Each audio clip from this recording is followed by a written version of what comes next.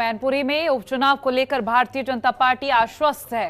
केंद्रीय मंत्री बीएल वर्मा के मुताबिक बीजेपी का कमल ही मैनपुरी में खुलेगा और ऐसे में शिवपाल सिंह यादव की सुरक्षा और सीबीआई जांच को लेकर बोले हैं कि एजेंसी अपना काम कर रही है। आरोप लगाना सही नहीं है और बीजेपी के लिए जितना संभव था उतना उसने शिवपाल के लिए किया। इसके अलावा मल्लिकार्जुन खड़गे ने प्रधानमंत्री मोदी की तुलना रावण से की है। इन तमाम मुद्दों पर केंद्रीय मंत्री बीएल वर्मा से बातचीत की हमारी संवाददाता ममता चतुर्वेदी ने सुनी है।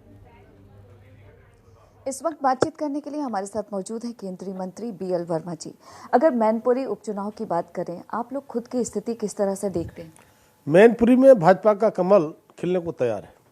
भाजपा के कार्यकर्ताओं का आत्मविश्वास और माननीय प्रधानमंत्री मोदी जी, योगी जी के कार्य, तो चूंकि माननीय प्रधानमंत्री जी कहते हैं सबका साथ सबका विकास, तो मैनपुरी की जनता को भी केंद्र सरकार की योजनाओं का सीधा सीधा लाभ मिला है। और जिस तरह से मैनपुरी की जनता ने समाजवादी पार्टी की गुंडागर्दी को देखा है, झेला है, उसके अपमान का बदला लेने का समय मैनपुरी के लोगों को आ गया है।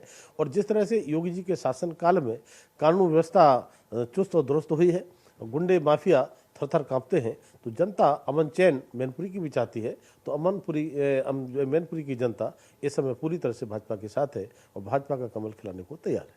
देखा जाए तो शिवपाल सिंह यादव जब तक अखिलेश यादव के खिलाफ बोल रहे थे तब तक तो सब कुछ ठीक ठाक था। ऐसा कहा जा रहा है कि भतीजे का हाथ थामते ही सीबीआई की जो तलवार है वो उनके ऊपर लटक गई है। क्या इसमें सच्चाई है? शिवपाल यादव खुद कंफ्यूज हैं, वो कब कहाँ रहते हैं, कब कहाँ चले जाते हैं, कब कब बोलते हैं और कितने अपमान उन्होंने सहे हैं, उसके बाद में फिर वहीं पर जाते हैं।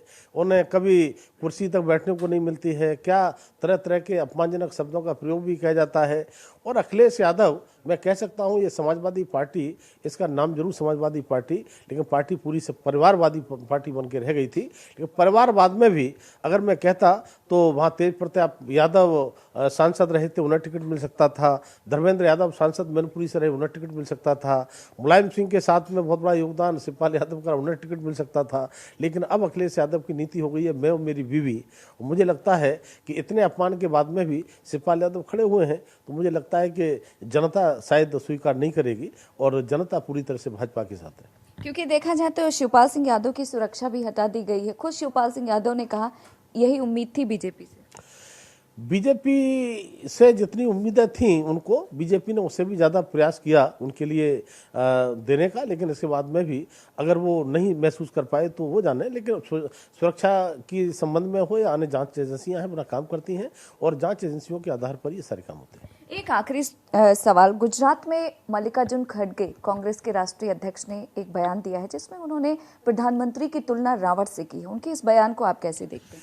देखिए, लगातार कांग्रेस के नेता जिस तरह से माननीय प्रधानमंत्री मोदी जी और उनकी मां के लिए, राष्ट्रपति जी के लिए क्या क्या अपमानजनक शब्दों का प्रयोग किए हैं, अब उन्होंने रावण की तुलना उन्होंने की है, तो मुझे लगता है ये उनका बौखलाहट का ही प्रचार मैं कह सकता हूं।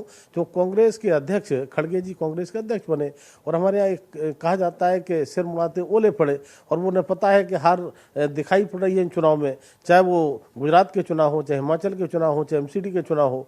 तो इसलिए बौखलाहट में ये सारी बातें कह रहे हैं, लेकिन जनता ही सब देखती है। वक्त देने के लिए शुक्रिया। कैमरा पर्सन शेरा सिंह के साथ ममता चतुर्वेदी, जनतंत्र टीवी, दिल्ली।